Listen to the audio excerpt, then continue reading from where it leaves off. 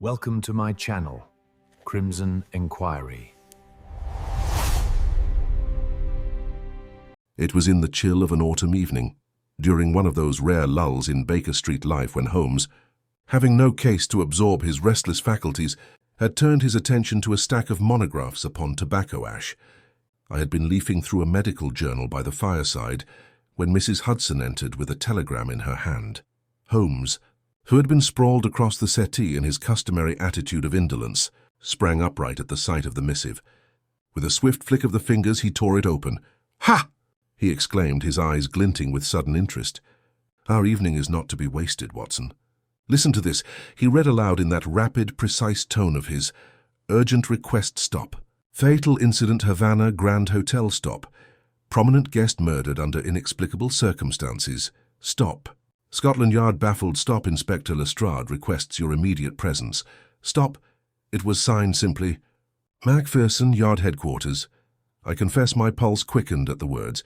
The Havana Grand, recently erected on the Strand, was a splendid edifice of iron and stone, styled after the great hotels of the continent. It had become a fashionable retreat for foreign dignitaries and English aristocracy alike. That such a place should be the scene of a murder was sensational enough, but the fact that Lestrade himself had appealed to Holmes bespoke an element of perplexity beyond the ordinary. Holmes's thin lips curved into the faintest of smiles as he reached for his violin case, not to play but to retrieve the small leather pouch wherein he kept his tools for rapid travel. "My dear Watson," said he, "do you perceive the significance of this telegram?"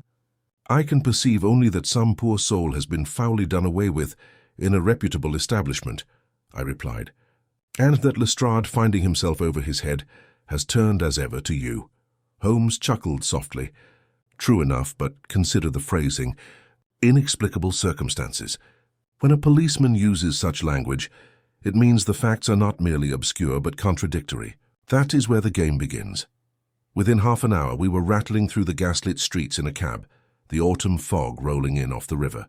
The Havana Grand loomed ahead of us, its tall facade lit brilliantly, yet its atmosphere curiously oppressive, as though the very stones whispered of some hidden crime. A cluster of uniformed constables barred the main entrance, their breath visible in the night air. As we alighted, a familiar figure emerged from the shadows. Inspector Lestrade, his sharp features marked with both relief and unease. "Ah, Mr. Holmes, Dr. Watson," he said briskly. "I feared you might not arrive in time. It is a devil of a business, gentlemen. A foreign dignitary, no less, found lifeless in his suite, the door bolted from within. And yet," his voice dropped to a whisper, "there are signs no living man could account for." Holmes regarded him with keen, glittering eyes. "A locked room, Lestrade? Excellent. You bring me exactly the sort of impossibility which makes the world tolerable. Lead on." And with that we stepped into the grand hall of the Havana Hotel, utterly unaware that we had embarked upon one of the most singular cases of our career. Holmes followed Lestrade with quick, noiseless steps across the marble-floored lobby, his hawk-like profile illuminated by the glow of the chandeliers above. The Havana Grand, though scarcely a year in operation, had already acquired a reputation for lavishness, towering pillars of polished granite, carpets imported from the East, and servants trained to move as silently as shadows. Yet in that moment, all its opulence seemed overlaid with a pall of unease. Guests huddled in corners whispering, bellboys exchanged anxious glances, and a heavy tension hung in the air as though the walls themselves bore witness to some dreadful secret. We mounted the wide staircase, Lestrade speaking in a low tone as he went. "The victim is Senor Esteban Alvarez, a Cuban diplomat attached to the embassy here in London. He was to meet with members of the Foreign Office tomorrow morning. A man of influence, and well regarded in certain circles, though I understand he also had adversaries. He was discovered not 2 hours ago, in his private suite under circumstances which defy reason." "Defy reason?" Holmes murmured, his eyes fixed upon the balustrade as though it might conceal some trace invisible to others. "Pray elaborate." "The man was found lying across the carpet, lifeless, with no sign of violence upon his person. The door was locked from the inside, the windows fastened, and no one could have entered or left without being observed. His secretary, who raised the alarm, swears that he heard nothing until moments before he forced his way in. And yet, Lestrade hesitated, his usual confidence faltering, and yet the chamber bore peculiar marks. "I shall not prejudice your judgment, Mr. Holmes. Best that you see for yourself." Holmes inclined his head, his expression one of quiet eagerness. "An excellent resolution, Lestrade. Too often you overwhelm me with your own conjectures. Tonight it seems you mean to profit from past experience." Lestrade gave a short, dry laugh. "You may say what you like, Mr. Holmes, so long as you help me out of this tangle." We reached the third floor, where a pair of constables stood guard outside a richly panelled door. At Lestrade's signal they stepped aside, and we entered the suite. It was a chamber of impressive proportions, furnished in a style that was at once modern and ornate. Heavy velvet curtains framed tall windows, now securely latched. A great mahogany writing desk occupied one corner, its surface littered with papers in both English and Spanish. By the hearth lay the figure of a man in diplomatic dress, his dark features composed in a strange repose, as though sleep had overtaken him mid-thought. Only the unnatural stillness of his limbs betrayed the truth. Holmes advanced at once, dropping to one knee beside the body. I had already stooped to feel for a pulse, though it was plain the man had been dead for some time. His skin bore no bruises, no mark of violence, and his attire was undisturbed. "Strange indeed," I muttered. "There is nothing here to indicate foul play." "On the contrary, Watson," said Holmes sharply, "there is everything here to indicate it." He lifted one of the diplomat's hands delicately, studying the fingertips. "Note the faint discoloration along the nail beds. A subtle bluish tinge, combined with the slackening of the jaw and the peculiar stillness of the chest. I would stake my reputation that we have to do with poison." "Poison?" Lestrade exclaimed. "But how in heaven's name could it have been administered? There is neither glass nor vial, no evidence of food or drink recently taken. And what of the door, locked from within?" Holmes did not reply. He had already risen and was moving about the room with that restless feline energy which marked his most concentrated moods. His gaze darted from curtain to window latch, from desk to carpet, every detail seized upon and catalogued with astonishing speed. He paused at the writing table, lifting a sheet of paper between his long fingers. "Watson, your eyes may confirm what mine suggest," he said, holding it toward me. The paper bore a few lines hastily scrawled in Spanish, though the ink had run in several places, as though smeared by damp fingers. The words were half legible, but I could distinguish fragments. "No trust. Danger. Tonight." "A note of warning or confession," Holmes mused. "But see here, the blotting is uneven. Someone with a trembling hand, perhaps writing in haste. Yet the pen upon the desk is clean, the ink bottle freshly corked. Curious." He bent to examine the carpet near the fallen man's head, where a faint circular impression marred the pile. Withdrawing his magnifying lens, he scrutinized it minutely. A heavy glass decanter stood here within the last hour. "Where is it now?" Lestrade called to one of the constables. "Search the adjoining rooms." The men returned a moment later, shaking their heads. No decanter, no vessel of any kind had been found. Holmes's brows knitted.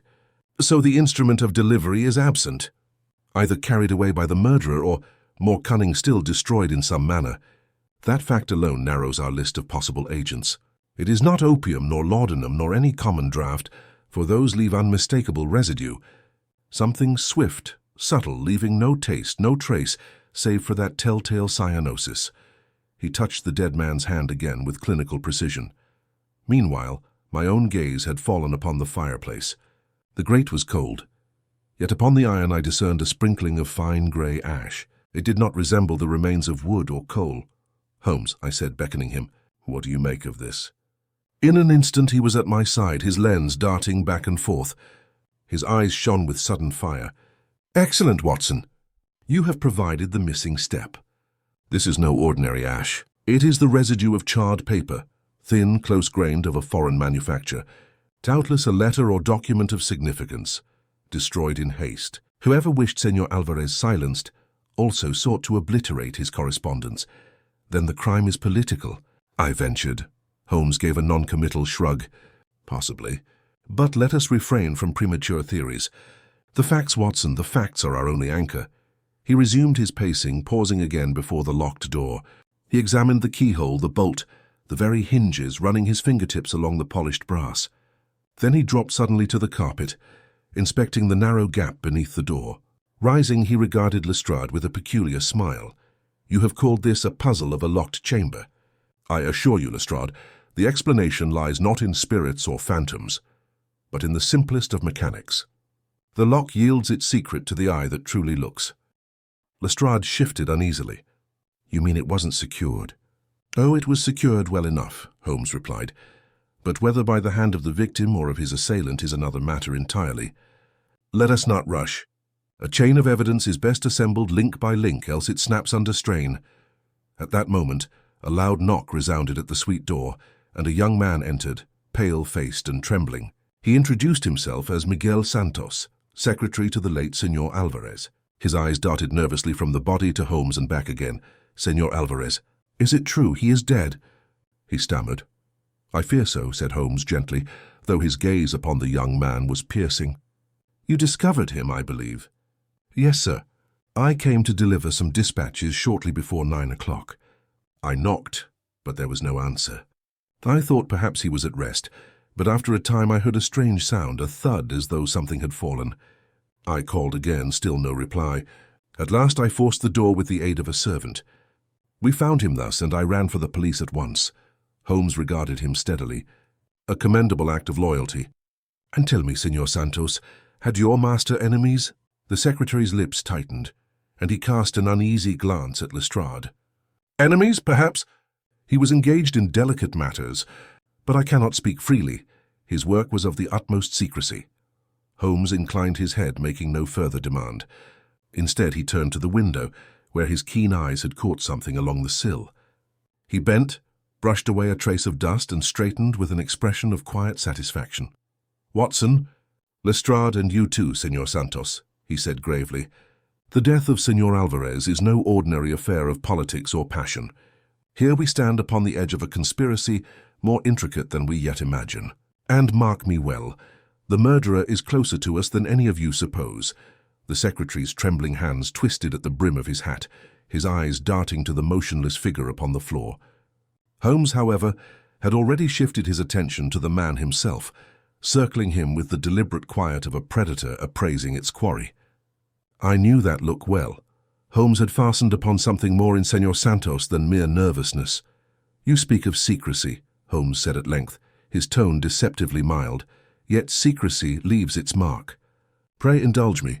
When last did you see your master alive?" "This afternoon, sir." "Around 3 o'clock.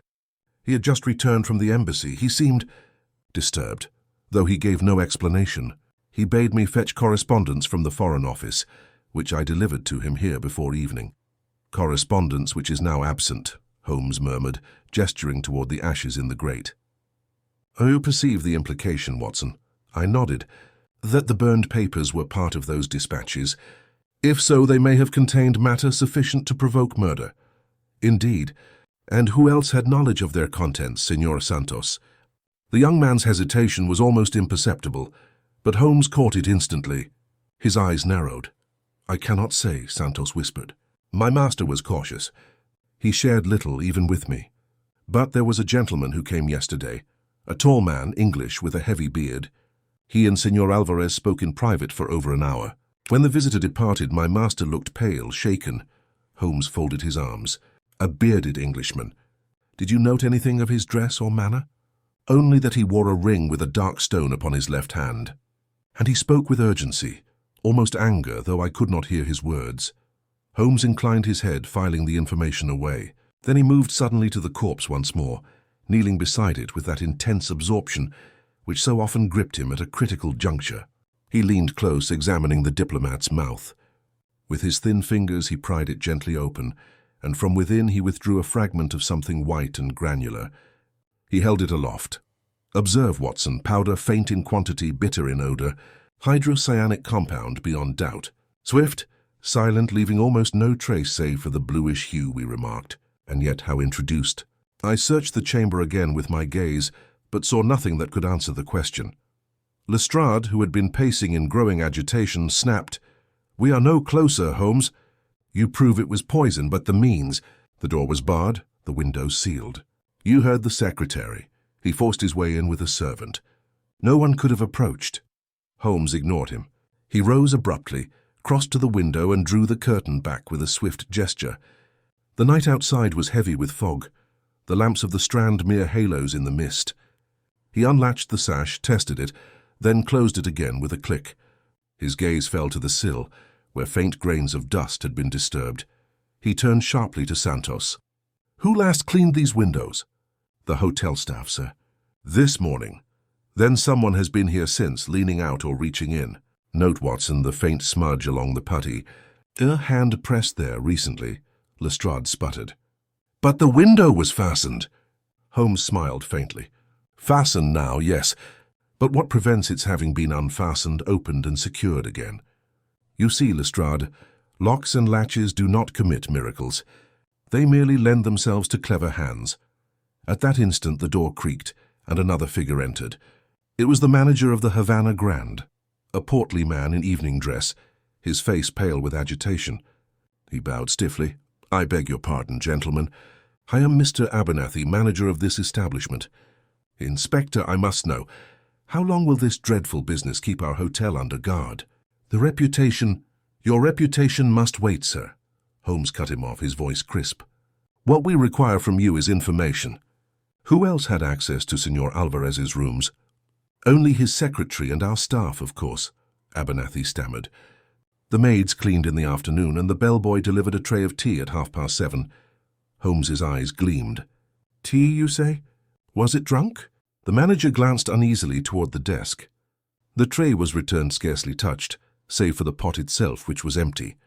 Holmes moved at once to the sideboard where the tray had been set aside. He lifted the silver teapot, turned it and held it to his nose. His expression hardened. "Watson, you will confirm my suspicions." He handed me the pot. Even as I brought it close, a faint almond-like bitterness reached my nostrils, the unmistakable odor of cyanide.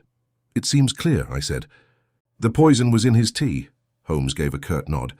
"Precisely. But observe, the cup remains unsullied." He poured from the pot directly, perhaps testing its flavor before committing. Thus the quantity was enough to fell him swiftly, yet not so much as to leave residue apparent. Lestrade seized on the revelation. Then the bellboy. He must have tampered with it. The simplest explanation: he brought the tray, he slipped the poison in, and Senor Alvarez drank. "That is our man." Holmes's expression did not change, but I caught the faintest twitch of amusement at the corner of his mouth. "Too simple, Lestrade. Consider, would a hotel servant entrusted with tea for a foreign dignitary dare such a rash act? And with no attempt to flee? No, no. The boy is but a pawn." As if on cue, the constable returned with the bellboy in tow, a lad of scarcely 17, his face white as paper. He stammered that he had carried the tray from the kitchens, left it at the suite door, and departed at once. He had touched nothing, added nothing. Holmes fixed him with a penetrating gaze.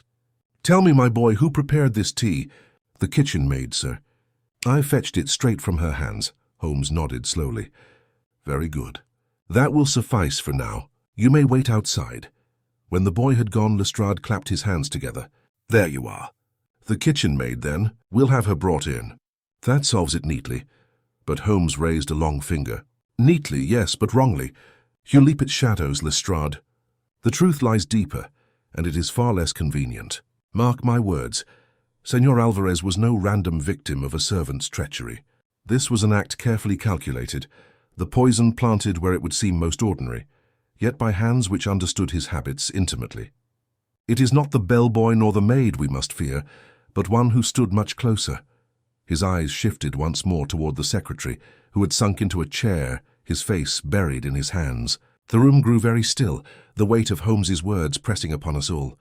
"Closer," I echoed. Holmes's gaze did not waver. "Closer, Watson. Perhaps closer than we dare imagine. This is no crime of opportunity, but of design. And the first thread of that design begins with Senor Alvarez's own circle."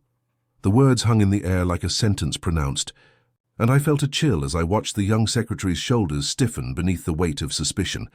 Santos lifted his head at last, his dark eyes wide and glistening in the lamplight. "You think I had some hand in this?" he cried, his voice breaking. "By heaven, you wrong me. I was devoted to Senor Alvarez. He was more than a master, he was my benefactor. Without him I should still be a clerk in Havana, unknown and forgotten. I would sooner have taken my own life than raise a hand against him. Holmes regarded him with that inscrutable half-smile of his, the kind that offered neither comfort nor condemnation. Your loyalty does you credit, Senor Santos, but loyalty is best proved by candor. You spoke of secrecy, of adversaries. If you would have us believe in your innocence, you must give us more than tears.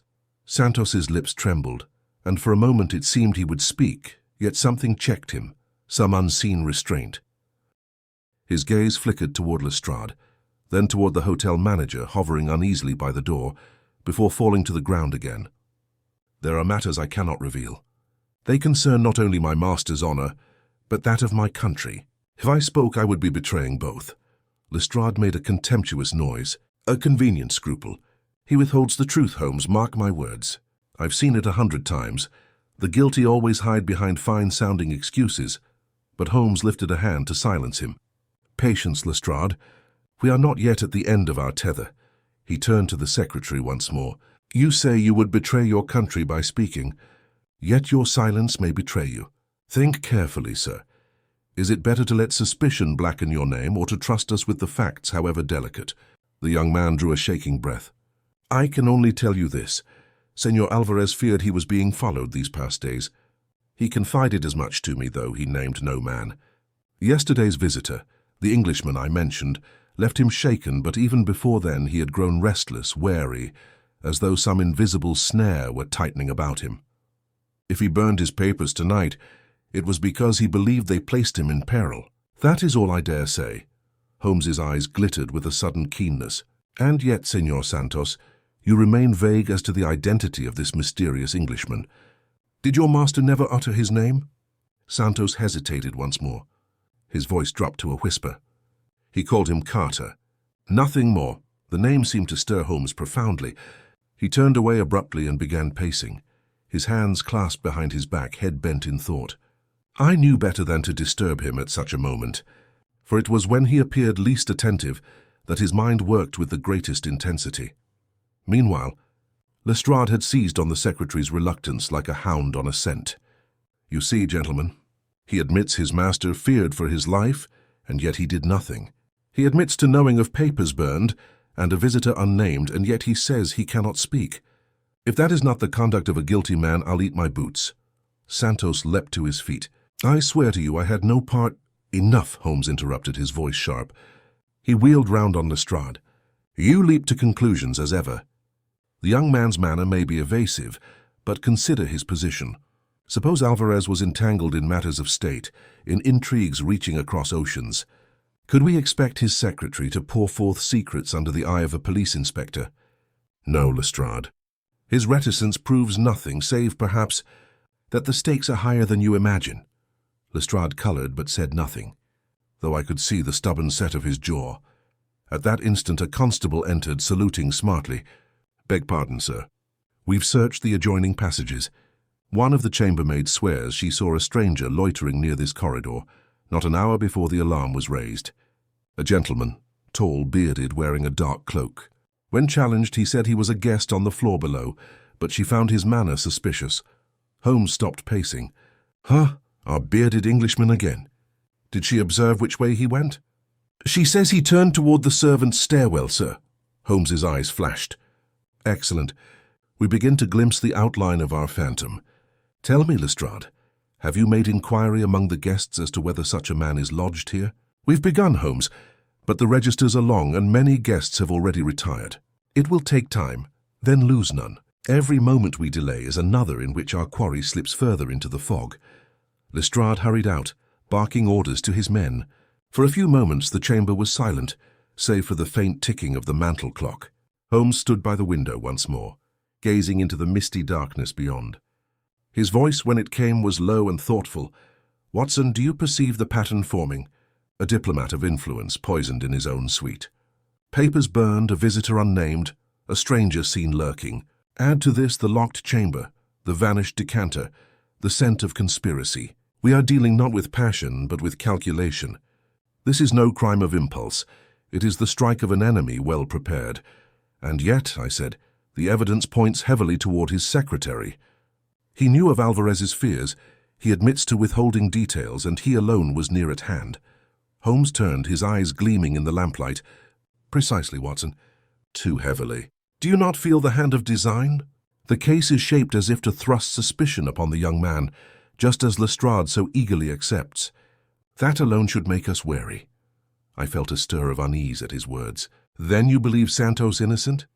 I believe only that he is not the hand which administered this poison. Whether he is pawn, accomplice, or victim, yet remains to be seen. But mark me well, Watson, the true adversary hides behind a veil, and it is our task to tear it aside. At that moment Lestrade returned, his expression one of grim satisfaction. We have him, Holmes. A guest by the name of Jonathan Carter, lately arrived from Liverpool, is lodged on the second floor. He matches the maid's description precisely. A tall man with a beard. Shall we arrest him at once? Holmes's smile was thin, almost cold. By all means, bring him here. But do not flatter yourself, Lestrade. If this Carter is the man I suspect, you will find him no easy quarry. The spider seldom waits in his web to be plucked by careless hands. Even as he spoke, footsteps sounded in the corridor, and a pair of constables ushered in a figure of commanding presence. A tall man, broad of shoulder, his beard thick and dark, his eyes steady as they swept the room. He carried himself not with the air of a criminal, but with that of one accustomed to authority.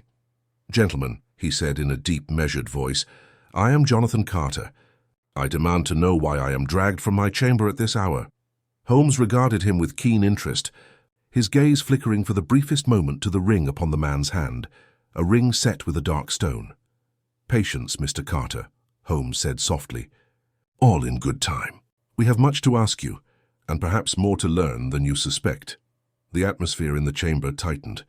I felt with a sudden chill that we had reached the threshold of some deeper revelation. Though whether it would vindicate Santos or cast us all into darker confusion I could not yet foresee. Holmes did not move from his place by the window, but regarded Carter with that steady, unblinking gaze which so often discomposed the boldest of men. The Cuban secretary shrank back in his chair, his hands trembling, while Lestrade, full of his usual zeal, wasted no time. You were seen near this corridor not an hour before the murder was discovered, he barked, and your name was given by the deceased himself to his secretary. What say you to that, sir? Carter lifted his chin, his expression one of cold disdain. I say that your maid's eyes deceive her. I retired to my chamber after dinner and have not stirred since. As for Signor Alvarez, yes, I spoke with him yesterday. Our conversation was of a private nature, but it was not hostile, as you suggest. Holmes's lips curved slightly. Private nature indeed. Might it have concerned the papers he was later forced to burn, or the peculiar fear he expressed of being followed? For the first time, a flicker of unease passed across Carter's face. He recovered quickly, yet Holmes had already marked the reaction. You play a dangerous game, Mr. Holmes, Carter said. I am a businessman, engaged in ventures that span both England and the colonies. Senor Alvarez was a potential associate. We spoke of trade, nothing more. If he grew agitated, it was due to his own troubled conscience, not to me. Trade, Holmes echoed softly, as though testing the weight of the word. He turned to the desk and picked up the smeared sheet of Spanish writing, holding it delicately between finger and thumb. And do you often discuss trade in a tongue you do not know? Carter's brow furrowed. What do you mean? This note, Holmes said, though written in Spanish, bears ink blots that suggest a right-handed man unused to the language. The handwriting is bold, deliberate, not flowing as a native's hand would be. If it was Alvarez's, he wrote it in haste under stress. If another's, then it was contrived. Tell me, Mr. Carter, do you write Spanish? The man's eyes narrowed. A little. Yet the smears suggest uncertainty, not fluency. Very curious. Holmes set the note down again, his expression unreadable. Lestrade, unwilling to let the moment pass, thrust forward. You admit to seeing him, you admit to writing Spanish badly. Why, it is plain as day. You poisoned him, then locked the room behind you. But Holmes shook his head. Locked, Lestrade. You forget the witness of the secretary who forced entry. Unless our guest is a magician, he could hardly have bolted the door from without. Carter crossed his arms. Exactly so. This line of questioning is nothing but harassment. Holmes paced once around the body, his eyes on the carpet. He paused suddenly, bent low, and plucked a single coarse hair from the fibers. He held it up to the lamplight, a thick strand, dark, longer than any that might have come from Alvarez himself. "A beard hair, unmistakable," Holmes murmured. "And not Senor Alvarez's. Observe the coarseness, Watson, and the length. Our diplomat's beard is trimmed with care, neat and refined. This comes from one less attentive." He looked directly at Carter. "From one like yourself, perhaps." Carter's composure cracked. "Coincidence? In a hotel of this size, hairs may fall anywhere." "Indeed," Holmes replied, "but to fall precisely beside the dead man's body requires fortune too generous to believe. No, Mr. Carter, your presence in this room tonight is beyond doubt.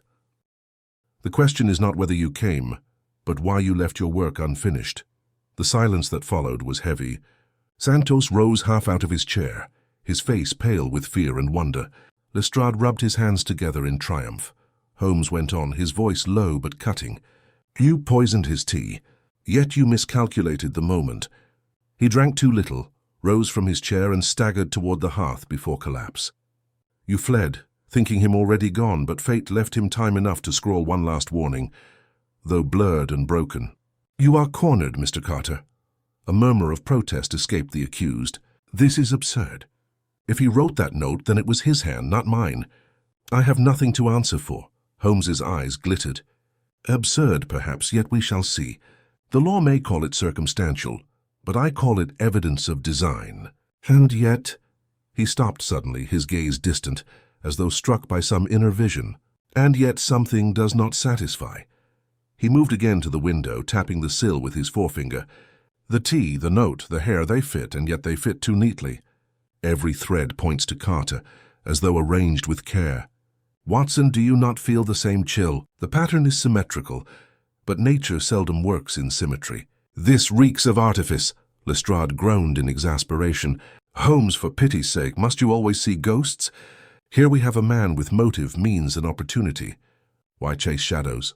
"Because, Lestrade, shadows reveal the substance that casts them," Holmes answered curtly. He turned back to Carter, who had regained some measure of composure. "Mark me, sir, if you are innocent, then someone labors with great ingenuity to see you hanged. And if you are guilty, then you have cloaked your crime in layers designed to trap others alongside you. Either way, the web is not yet fully spun." Carter said nothing, but his eyes burned with a suppressed fire. Holmes bent once more over the grate, gathering a pinch of the strange ash between finger and thumb. "This, Watson, is the true heart of the mystery. The papers destroyed here were no common letters. Their burning was as vital to the murderer as the silencing of Alvarez himself. Until we know their contents, we but grope in the dark." Santos spoke suddenly, his voice hoarse. "I told him not to keep them in his room. I begged him to place them in the embassy safe. But he refused. He said he trusted no one. And now he is dead." He buried his face in his hands once more. Holmes laid the ash carefully into his pocketbook. "Courage, Signor. The dead speak if one has ears to hear. And I intend that your master shall tell us who struck him down. The atmosphere in the suite was taut as a drawn bowstring." Lestrade's men stood rigid at the door, awaiting orders. Carter loomed defiant yet uneasy, while Santos trembled under the weight of suspicion. Only Holmes seemed untouched, his mind racing ahead to paths unseen. At last he turned briskly. "Inspector, you will keep Mr. Carter under guard, but not under arrest. Not yet. And you, Senor Santos, will remain at hand until I call for you. I must examine the kitchens without delay, and from there, perhaps, the truth will begin to show itself." And with that, he strode from the chamber, his coat-tails swirling behind him, leaving us no choice but to follow into the dimly lit corridor where the mystery deepened with every step. The hotel's lower passages were dimly lit and redolent of spices, smoke, and the faint tang of sea salt carried in from the Havana air. Holmes descended the narrow stairwell with his usual rapid stride, his cane tapping lightly against the stone floor. I followed close behind, struggling to keep pace, while Lestrade muttered under his breath about wasted time.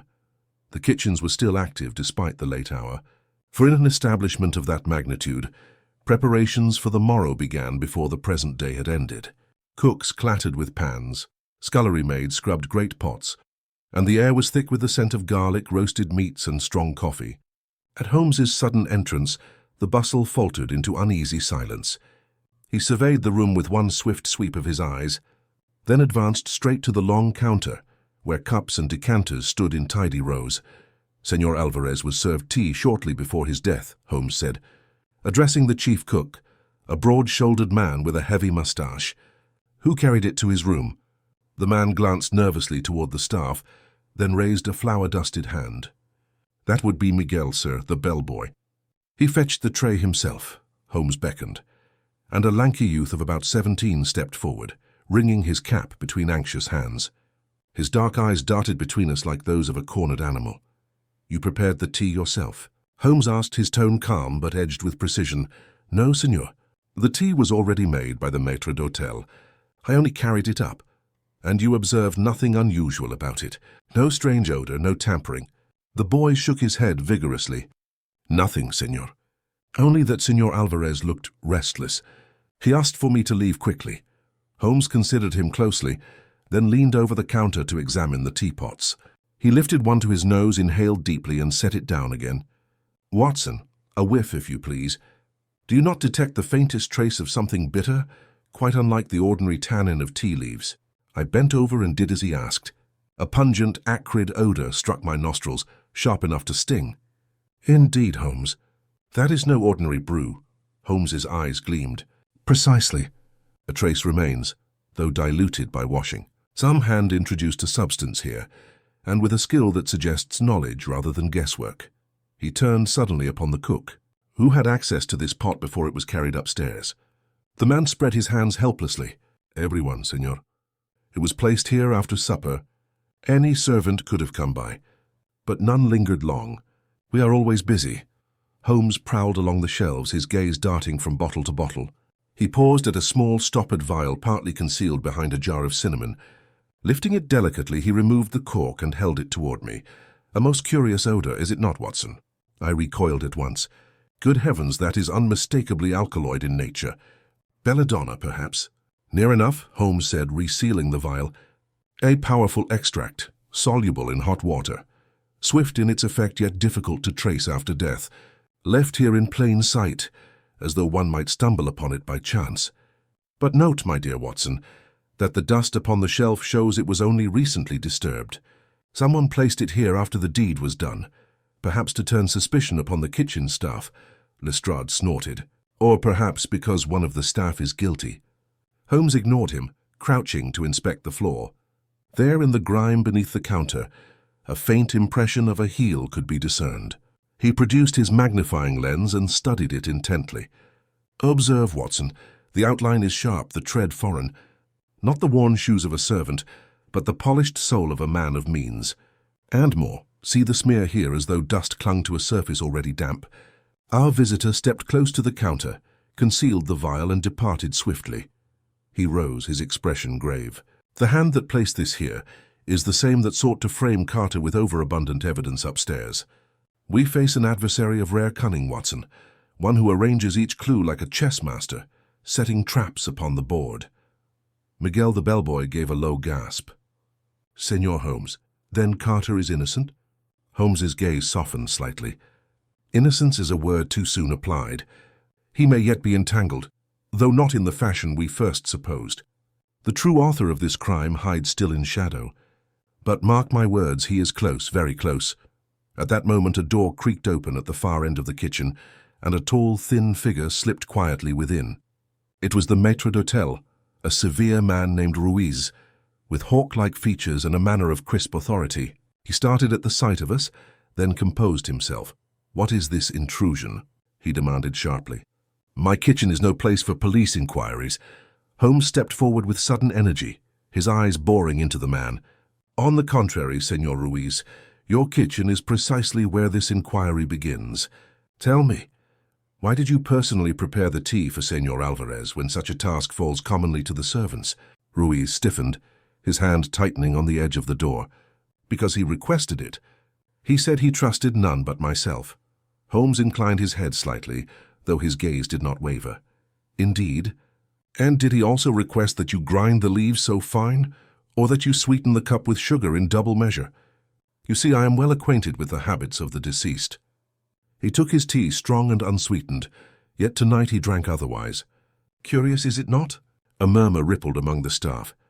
Ruiz's face darkened, but he offered no reply. Holmes turned abruptly, striding past Lestrade toward the door. "Come, Watson. The game turns at last. We must test these ashes more closely, and I have reason to believe they will tell us not only what was destroyed, but who sought its destruction. Tonight we have been shown not a solution, but a mask, and it is time that mask was torn away. And with that he swept from the kitchen, leaving the staff in stunned silence, and Ruiz frozen in the doorway, his expression a mixture of defiance and something perilously close to fear. Holmes moved swiftly through the lantern-lit corridors of the Havana Grand, his long strides betraying the quiet urgency that only I, through long acquaintance, could interpret. He said nothing until we reached the suite assigned to us by the hotel management. Once inside, he flung off his coat, lit a lamp, and laid upon the writing desk a square of dark cloth, upon which he carefully shook the fragments of ash he had earlier secured from Alvarez's grate. "You see, Watson," he murmured, bending close, "these ashes are more eloquent than any witness." He fetched his lens and a small vial of reagent from his travelling case, his hands steady with the calm delight of one wholly absorbed in his craft. The remains were curious indeed, fine black flakes mixed with specks of a duller grey, and here and there a scrap of fibrous material that had resisted the flame. Holmes separated the pieces with a thin blade, arranging them into neat rows as though they were specimens in a museum. "Ordinary correspondence burns evenly," he said, leaving little beyond a consistent residue. "Yet observe this, Watson. The fibrous strands are from parchment, not paper, and here a trace of red wax melted against the fibres. These were no mere letters, but official documents, sealed and likely stamped. Diplomatic, perhaps. Then Alvarez was concealing state secrets?" I asked. Holmes's eyes gleamed. "At the very least, he held papers of sufficient import that their destruction was deemed as vital as his own death. Note further this crystalline sheen upon the ash. Do you detect it?" I bent low, peering at the fragments. Under the lamplight, some bore a faint glittering quality, unlike the dull residue of burnt paper. "Saltpeter," Holmes whispered, "an additive used to hasten combustion, ensuring swift and thorough destruction. Whoever consigned these to the fire did so with a practiced hand, prepared for the act."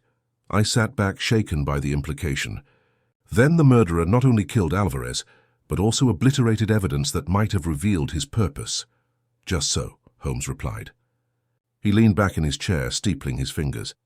"And yet, my dear fellow, we must ask, who profits by such secrecy?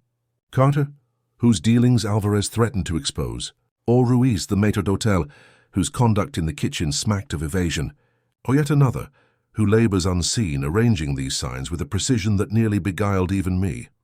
A knock at the door interrupted his musings. Lestrade entered without ceremony, his brow furrowed. "Holmes, I've posted a man at Carter's chamber, but I'll say this straight, I see no reason to delay. The fellow's guilty, and you risk letting him slip through our fingers." Holmes regarded him with mild amusement. "You mistake evidence for proof, Inspector. Carter's guilt is painted too boldly. It is a canvas splashed with colour so bright that the true image lies hidden beneath. No, we must not rush." Lestrade grumbled but said no more, seating himself by the window.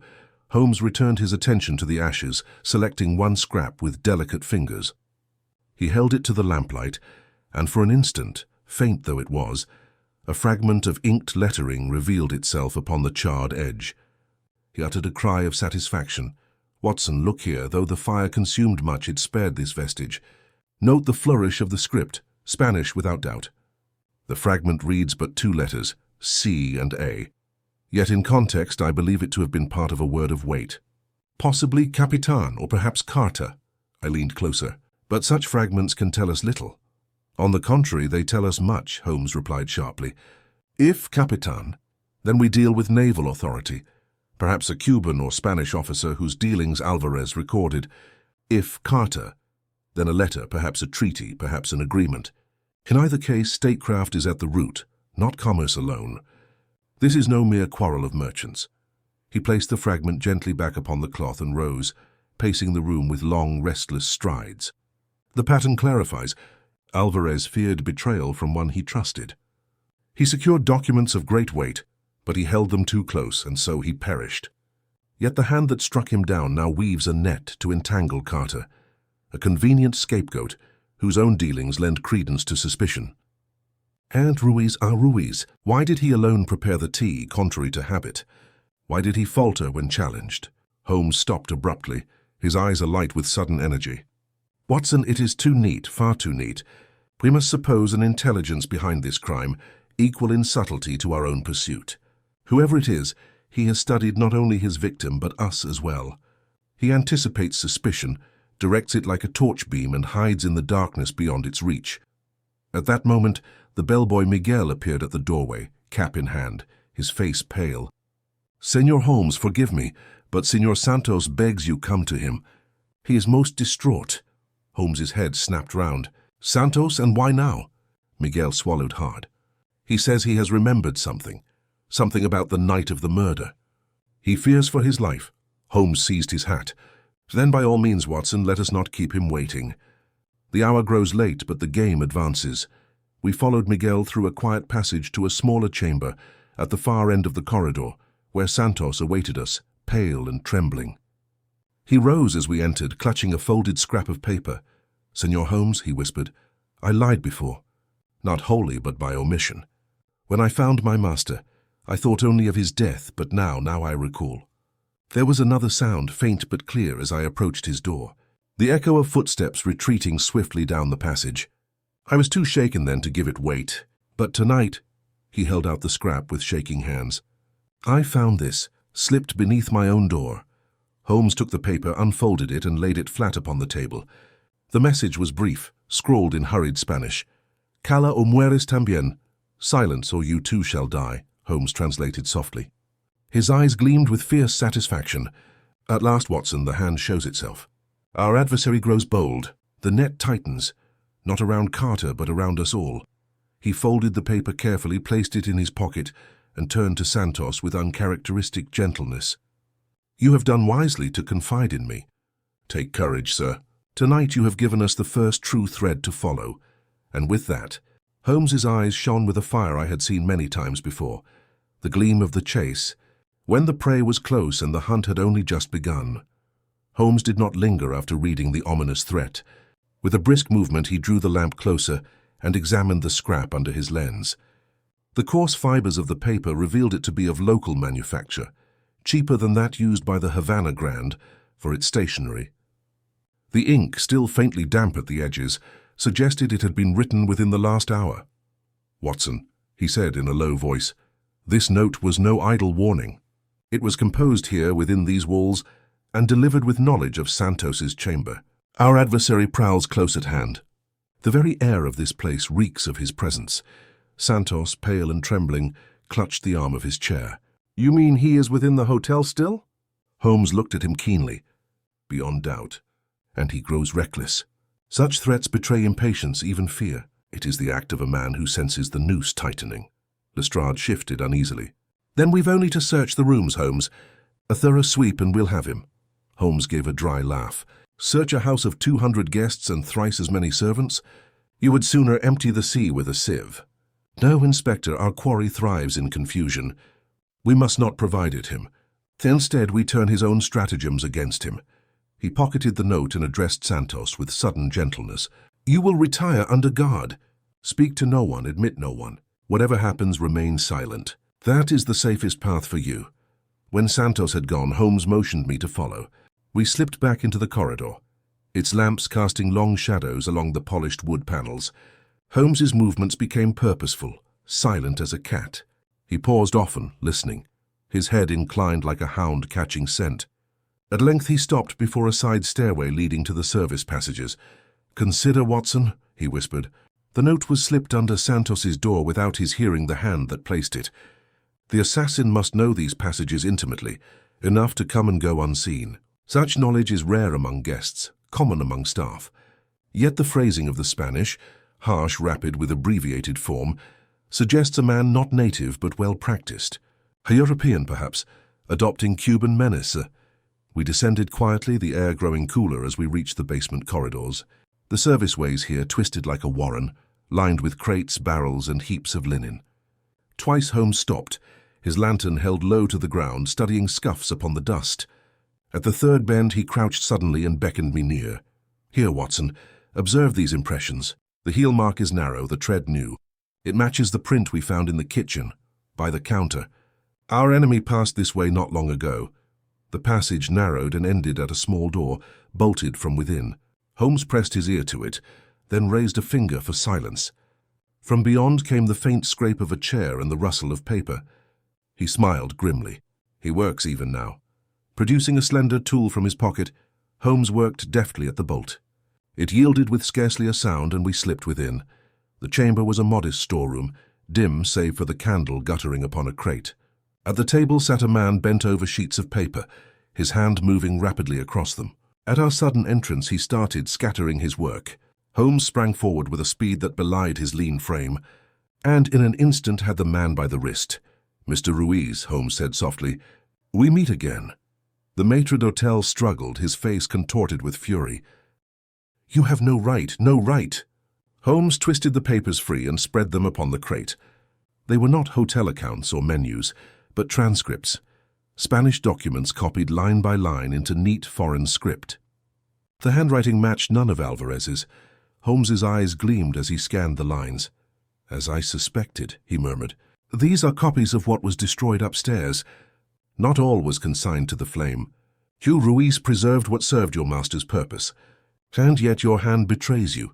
The angular strokes, the European character of your letters. You are no Cuban servant. Who pays you, sir? Whose agent are you?" Ruiz spat to the side. "So you meddle where you do not belong." Lestrade, who had trailed behind us, lunged forward. "By heavens, Holmes, we've got him. Writing out the very secrets he murdered Alvarez to conceal." But Holmes raised his hand sharply. "Not so fast, Inspector. Our friend's guilt is yet unproven.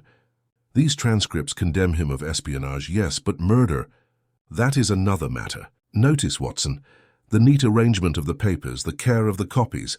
A man thus employed does not risk poisoning discovered by chance. His art lies in theft, not blood." Ruiz's eyes darted about the room, calculating. Holmes fixed him with his piercing gaze. "Still, you know the author of the crime. You work in concert, or you work under fear. Which is it?" For the first time, Ruiz faltered. His lips parted, then closed again. Holmes's voice grew softer, colder. "Mark me well. You are but a pawn, yet pawns are sacrificed easily. Your master would see you hang while he escapes. Aid us, and you may yet walk free. Defy us, and you perish in his stead." Ruiz shuddered, his hand trembling. "I cannot. If I speak, I am a dead man." Holmes leaned closer, his words deliberate. "If you do not speak, you are already one." The silence that followed was broken only by the flutter of the candle flame. At last Ruiz sagged in his chair, his defiance spent. "There is another," he whispered. "A guest, not of the staff. A man of wealth, English by birth. He came to Alvarez 3 nights past with threats. When the poison was prepared, it was he who commanded me to serve it." Holmes's eyes flashed triumph. At last, a thread worth following. "Give me his name." But before Ruiz could utter it, the candle guttered violently, and a draught swept through the room. The door behind us slammed with a force that shook the walls. Holmes spun round, but the passage was already dark, footsteps receding swiftly into the maze. He sprang forward, lantern in hand, but the corridors yielded nothing save echoes. When he returned, his face was set, his eyes blazing. So the true hand plays bold. He knew we would corner Ruiz and move to silence him before he could betray more. "The hour grows late, Watson, yet the chase has only begun." Ruiz cowered in his chair, sweat upon his brow, the name of the Englishman still unspoken. And Holmes, pacing like a restless panther, vowed in a low voice that before dawn the mask would fall, and the Havana Grande would yield its darkest secret. Holmes wasted not a moment in lamenting the vanished pursuer. His long fingers closed upon Ruiz's collar with such sudden force that the man gasped. "Your master's hand is already at your throat," Holmes said, his voice cutting like a blade. "He has marked you for silence, and silence alone will be your death. Speak now, or he need not trouble himself further." Ruiz's eyes darted to the darkened doorway, as though the shadow of his unseen master might yet be lingering. His lips trembled, but no words came. Holmes released him abruptly with a gesture of contempt. "Very well. Watson, remain here. Guard him with Lestrade. The killer will not wait long to strike again. And if Ruiz will not confess with his tongue, perhaps his would-be executioner will betray himself with his haste." He strode to the passage, lantern raised high, and called back, "Keep him alive, Watson." The fate of this case rests upon that one condition. The 3 of us remained. the faint flame of the candle guttering in the heavy air. Ruiz hunched over, his hands clutching his temples, muttering in Spanish words I could not catch. Lestrade paced restlessly, revolver drawn. "Blast it, Watson," he muttered. "Holmes toys with danger. Whoever slammed that door was no common scoundrel. He moves like a shadow." I tried to reassure him, though my own heart thudded uneasily. The silence of the service corridors pressed upon us, broken only by the distant creak of pipes and the drip of water from some unseen leak. Then, without warning, a faint hiss reached my ears. I spun, searching the walls. Holmes had often trained me to attend to the subtlest signs, and now my eye caught the glimmer of something pale, seeping beneath the threshold of a ventilation shaft. My nostrils prickled with a sharp, acrid scent. "Gas!" I cried. Lestrade swore and rushed to the vent, but the stream had already thickened. Ruiz let out a strangled cry, covering his face with his sleeve. In that instant, Holmes reappeared at the doorway, his keen eyes flashing as he took in the scene. With a violent sweep of his arm, he shattered the candle, plunging us into darkness. "Down, Watson!" he barked. He leapt past me, his coat whipping against the walls, and flung open a hatch in the ceiling I had not noticed. With a mighty heave, he forced it wide, and fresh night air poured down upon us. The poisonous haze began to disperse, swirling away into the open shaft. "Quickly now," Holmes ordered. "We must remove Ruiz to higher ground." Between us, Lestrade and I half-dragged, half-carried the maître d'hôtel up the narrow stairwell, gasping as we emerged into a deserted corridor of the upper floor. Ruiz collapsed against the wall, coughing violently, his face ghastly pale. Holmes, breathing heavily but with eyes alight, crouched before him. "You see now, Ruiz, your master spares no effort to snuff you out. This was no warning, it was an execution. If you value breath in your lungs, give me the name. Only by placing yourself under our protection can you hope to live until morning." For a moment Ruiz stared, his will wavering between terror and stubborn silence. At last, with a shudder, he whispered hoarsely, "Sir Reginald Farnham." Lestrade gave a cry. "An Englishman here? I saw him in the lobby not 2 hours ago." Holmes's eyes gleamed. "Just so. A man of wealth, above suspicion, cloaked in the privilege of his rank. Such men are the most dangerous of all. Ruiz, you have done wisely. But do not mistake this for safety. Farnham has already moved against you twice tonight. He will not falter at a third attempt." Ruiz groaned, pressing his face into his hands. Holmes rose swiftly to his feet, his mind already racing ahead. "Watson, Lestrade, our course is plain. We must secure Ruiz under guard while I confront Sir Reginald.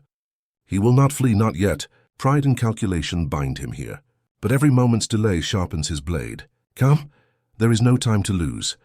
As we moved down the corridor, the hush of the Havana Grand seemed to close around us like the silence before a storm. Guests slept unaware, while within those walls a deadly game neared its climax. Holmes's stride quickened, his profile hard against the gaslight. I knew from long habit that the decisive stroke was at hand, and that before the night waned, the true face of the Havana murderer would stand revealed. Holmes moved at a pace that compelled Lestrade and myself to nearly trot to keep beside him, his long limbs carrying him through the Havana Grand's corridors with the precision of a man who already knew where each footfall must land.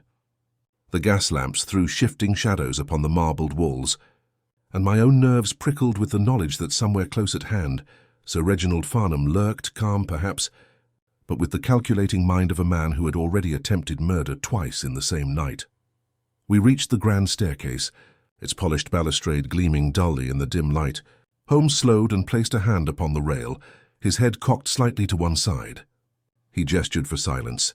Somewhere below came the faint murmur of voices, the night porter exchanging a few words with a guest. Holmes drew us back into the shelter of an alcove, his hand signalling patience. At length a solitary figure mounted the staircase, pausing at intervals as though deep in thought. The cut of his evening coat, the broad shoulders and the proud carriage left no doubt. Sir Reginald Farnham ascended toward us. His face, handsome in a cold, imperious fashion, bore no trace of guilt, yet the eyes were too sharp, too restless, betraying the ceaseless calculation behind them. Holmes stepped forward with the quiet inevitability of a man drawing a blade. "Sir Reginald," he said smoothly, "we had not expected to encounter you abroad at this hour." Farnham started slightly, then recovered with a controlled smile. "Mr. Holmes, Dr. Watson, Inspector, You find me returning from a late stroll. This city has a peculiar charm at night. One can almost forget the day's more unpleasant occurrences. Holmes's gaze did not waver, and yet the day's occurrences, as you term them, cling to you more closely than cigar smoke, Sir Reginald. It is a singular coincidence that wherever danger has stalked tonight, your shadow has not been far behind. For a heartbeat, Farnham's eyes flickered, then his lips curved in disdain. Really, Holmes, I expected better than innuendo. Surely a gentleman may walk in his hotel without being accused of villainy. Lestrade, bristling, stepped forward. Ruiz has named you, Sir Reginald. He says you hold the strings of this entire affair. Will you deny it? A silence followed, in which the hush of the hotel seemed to deepen. Farnham's smile vanished. He straightened, and his voice, though calm, carried a steel edge. Ruiz is a coward. He seeks to purchase his own miserable skin by dragging mine into his lies. Am I to be undone by the word of a trembling servant? Holmes's hand flicked toward me in a gesture to hold my tongue, though my indignation burned hot. He stepped closer, until his piercing eyes were mere inches from Farnham's face. It is not Ruiz's word alone that damns you. There are the inconsistencies in Alvarez's murder, the placement of the body, the false trail of blood, the missing key from the reception desk, the attempted use of gas through the ventilation shafts. Each of these points, examined singly, might be dismissed. Together they form a chain, and every link bears the impression of your hand. Farnham's jaw tightened, though he held his tongue. Holmes's voice, low and measured, continued. You were seen conversing with Senor Alvarez in the café only hours before his death. Witnesses recall that you pressed him with questions about certain documents he carried, a packet which has since vanished. And yet you would have us believe that you retire innocently to your chambers, oblivious of the blood spilled beneath your very roof. No, Sir Reginald. That mask no longer fits.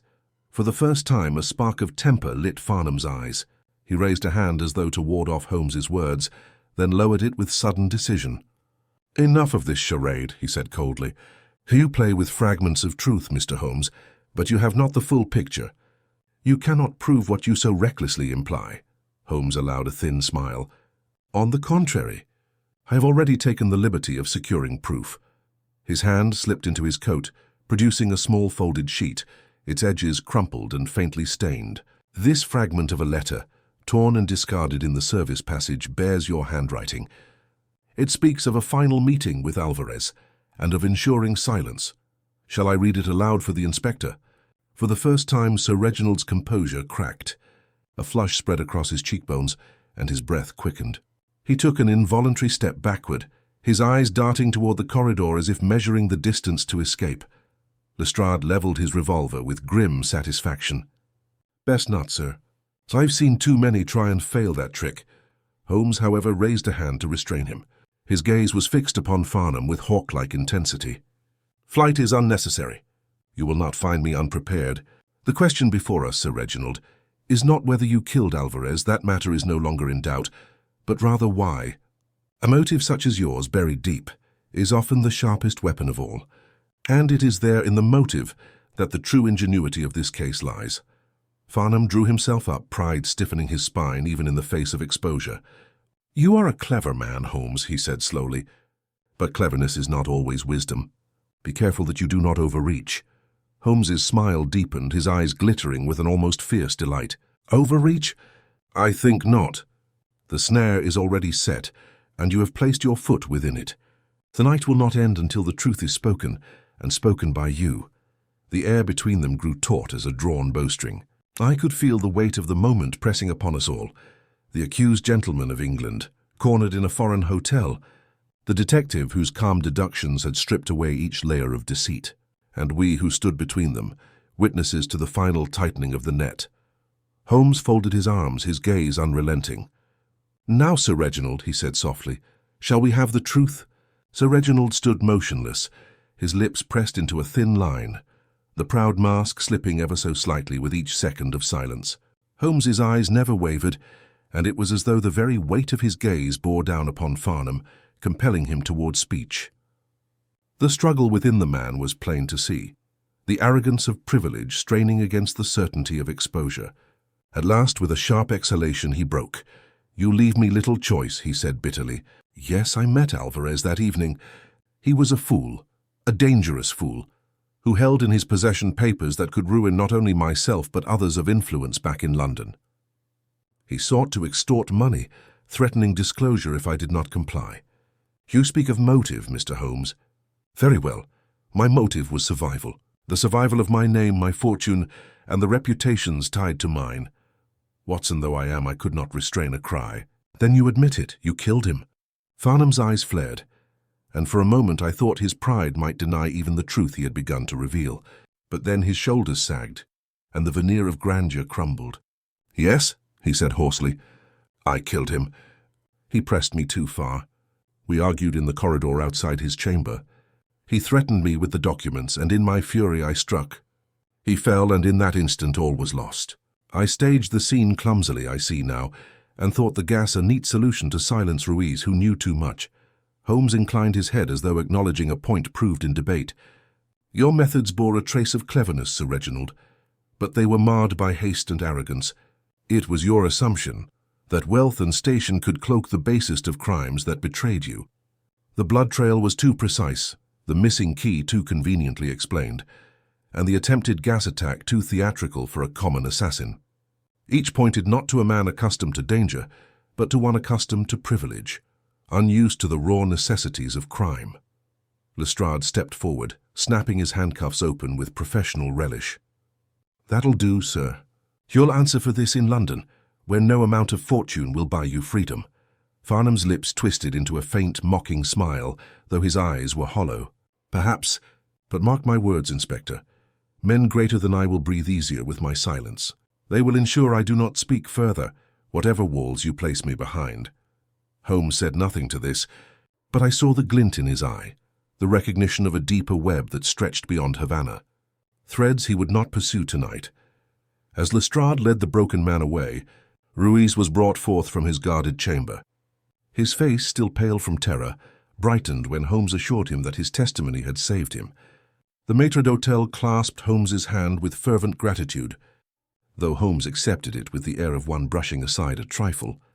When at last we found ourselves alone, the dawn already bleeding into the Havana sky, I could not resist a question that had burned within me since the beginning.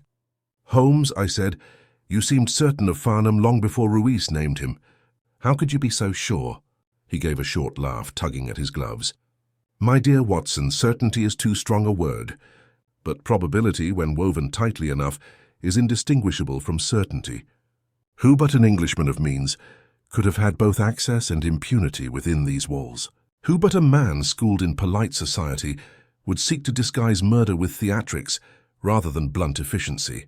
When I observed Farnham's nervous fingers upon his cigar, the faint tremor of a man unaccustomed to peril, and matched it against Ruiz's fear, the pattern stood out as plainly as ink upon paper. I shook my head, marveling as always. And yet, Holmes, it is astonishing how the pieces fit once you lay them out. He smiled faintly, the first hint of warmth I had seen upon his features since the evening began. A puzzle, Watson, is only bewildering until the final piece is placed. Then the picture is so obvious, one wonders how it was ever doubted. As the first rays of sunlight cast long shadows through the hotel's colonnades, Holmes paused at the threshold, gazing out at the awakening city.